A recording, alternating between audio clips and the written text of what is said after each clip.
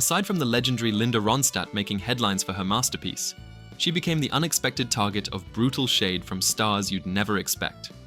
From Donald Trump to J.D. Vance, here are the top 10 celebrities who hated Linda Ronstadt's guts. Number 1. J.D. Vance. In Linda's September 2024 post, she also came for J.D. Vance, Trump's running mate, for the derogatory comments that he made about single women, calling them childless cat ladies. By a bunch of childless cat ladies who are miserable at their own lives. I raised 2 adopted children in Tucson as a single mum.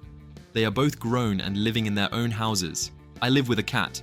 Am I half a childless cat lady because I'm unmarried and didn't give birth to my kids? She replied with a picture of her with her cat. She finally wrapped up her lengthy message with a strong endorsement for Democratic candidate Kamala Harris and her running mate, Tim Walz. Number 2. Donald Trump.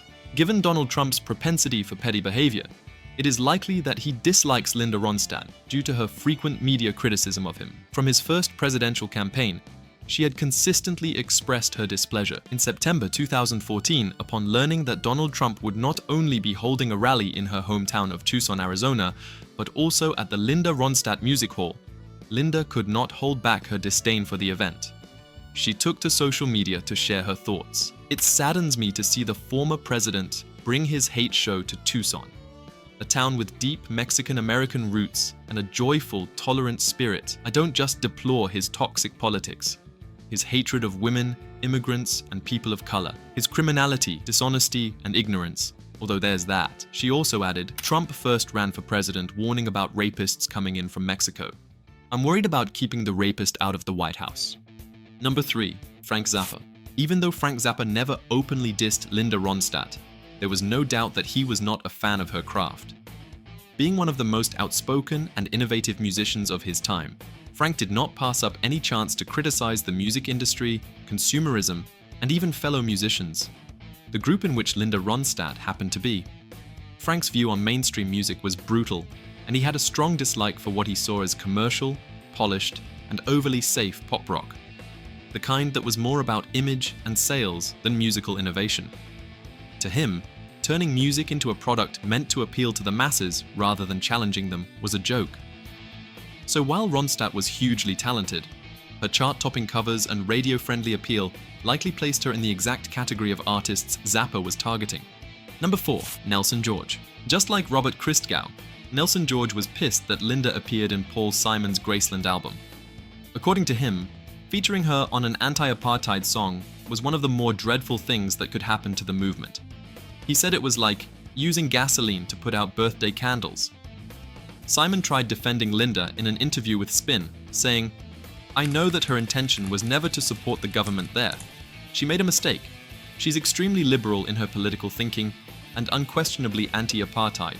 However, Nelson and many others needed an apology from Linda and needed her to openly speak against the oppression going on in South Africa if she was truly sorry. Number 5. Robert Christgau.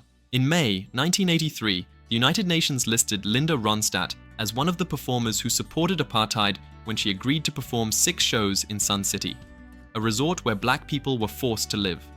It wasn't as if she didn't know what the place represented.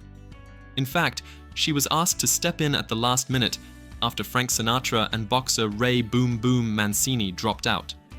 However, the $500,000 pay was too enticing, and she accepted it. In an interview, Linda revealed, I only had 2 days to decide. I talked to people I trusted, even friends at Motown. They said, black artists go there, so we can't tell you not to. All Linda had to do was apologize for her actions, but instead, she refused, acting proud and stubborn about it, and that angered Robert Christgau. The arts shouldn't be boycotted, Linda said. No one should tell me where I can or can't perform. Robert did not hold back when he wrote about her.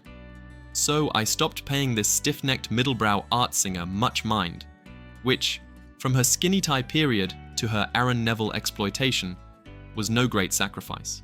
I was especially revolted by the way she stifled pop standards beneath Nelson Riddle's arrangements and her moderately gorgeous voice. He also criticized people who praised her for bringing rock star power to old-style songs, saying that with her singing, those songs lost their original meaning or power. when Paul Simon featured Linda on his hit album Graceland, Robert Christgau wrote, "Even if the lyric called for total US divestiture, Ronstadt's presence on Graceland would be a slap in the face to the world anti-apartheid movement." Number 6. Mike Pompeo. In Mike Pompeo's case, all he had to do to fall out of Linda Ronstadt's graces was to work for the president. Linda had always been vocal about her dislike for Donald Trump and his policies, but it did not stop the Secretary of State from inviting her to a State Department event honoring the year's Kennedy Center Award winners on December 9, 2019. During Pompeo's opening speech, he playfully commented, "Ms. Ronstadt, thank you and congratulations. I just want to know when I will be loved." This was in reference to her old song, "When Will I Be Loved?" However, Linda did not share the same enthusiasm as him and was not going to play along. When it was her turn to speak in front of the over 200 guests, she wasted no time in attacking the Secretary of State. "I'd like to say to Mr. Pompeo, who wonders when he'll be loved, it's when he stops supporting Donald Trump." I'd like to say to Mr. Pompeo, he wonders when he's going to be loved, when he stops enabling Donald Trump. To say that the room was stunned is an understatement. Celebrities speaking about politics, especially against the ruling government, is like them putting an axe to their career, but Linda couldn't have cared less. Number 7. Elvis Costello. This icon was also far from happy when he first heard Linda Ronstadt's version of his song Allison. According to Costello, Linda's version lacked the emotional depth of his original and was unnecessary. He then went on to make further comments. "But I didn't mind spending the money that she earned me." When Linda was getting backlashed for performing in Sun City, Costello donated the royalties from Ronstadt's version to the African National Congress. Later, Ronstadt's team contacted Costello to see if he had any additional songs she could sing, and he sent her 3, which she included for her album, Mad Love. When the album dropped, Costello once again didn't like her versions and made more negative remarks. However, years later, his views have softened, and he has since apologized for being too harsh and spoken more kindly about Ronstadt and her work. Number 8. Bill Timmons. In 2004, Linda Ronstadt was kicked out of the Aladdin Hotel after giving a shout-out to the controversial filmmaker Michael Moore on stage. Just before the disgraceful showdown, the hotel was packed with fans who were enjoying her performance until she decided to get political. I'd like to dedicate this song to Michael Moore. I think he's a great American. Moore got himself into hot water with his political documentary Fahrenheit 9/11, and the crowd wasn't having Linda's crusade. They had paid for a musical concert, not a political campaign. Their cheers quickly turned into boos. Some even walk away from the event. Bill Timmons, the hotel president, was in the crowd that night and didn't like what she said. But most importantly, he didn't like the fact that he was losing guests. So, he immediately told security to escort Linda to her bus.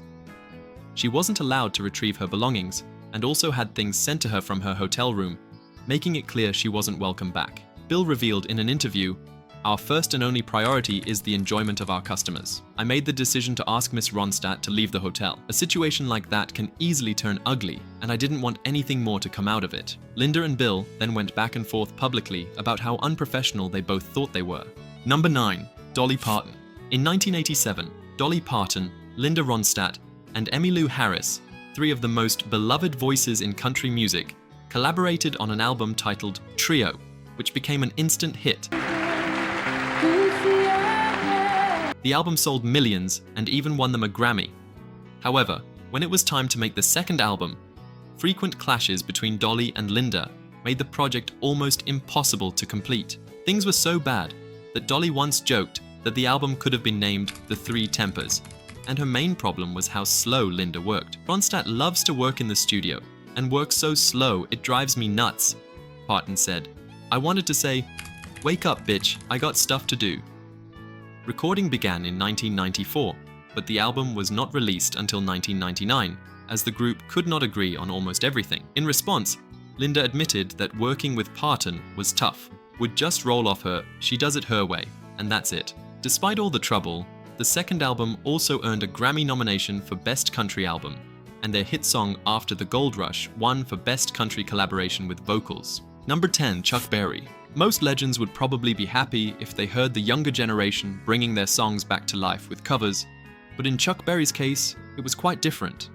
In 1987, Linda made a cover of Chuck Berry's Back in the USA, and within a month, it climbed to number 16 on the Billboard Hot 100 and became one of the most played songs in Detroit.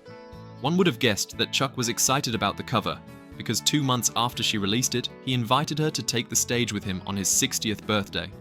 Well, the joint performance was supposed to be a stunt to disgrace Linda in front of the public. She was told to rehearse the song in the key of C. However, when the live session started, Berry played it in G. The plan was to make her look as unprofessional and talentless as possible. However, Linda surprisingly caught on and sang perfectly. No missed notes, no signs of struggle. Still, she wasn't happy. Immediately after the set, she walked straight off the stage and straight into her limo and left. Her duet with Berry was used in the concert film Hail, Hail, Rock and Roll, but getting her to approve its release wasn't easy. According to one of the crew, she was still so annoyed they almost didn't get her to sign off on it. And there you have it. 10 celebs who threw shade at Linda Ronstadt and lived to tell the tale. Whether you're Team Dolly, Team Trump, or just here for the drama, hit that like button, subscribe, and tell us in the comments, who do you think threw the shadiest diss?